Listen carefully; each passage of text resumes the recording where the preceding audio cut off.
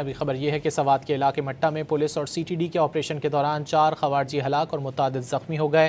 Operation کے دوران elite force کے جوان کانسٹیبل گلفام خوارج کا مقابلہ کرتے ہوئے شہید ہو گئے۔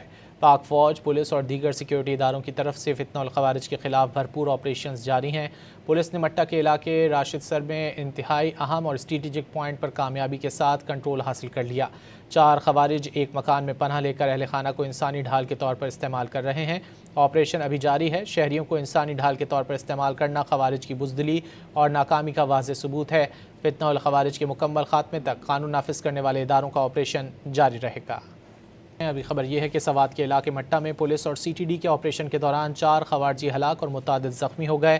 آپریشن کے دوران ایلیٹ فورس کے جوان کانسٹیبل گلفام خوارج کا مقابلہ کرتے ہوئے شہید ہو گئے۔ پاک فوج، پولیس اور دیگر سیکیورٹی اداروں کی طرف سے فتنہ الخوارج کے خلاف بھرپور آپریشنز جاری ہیں۔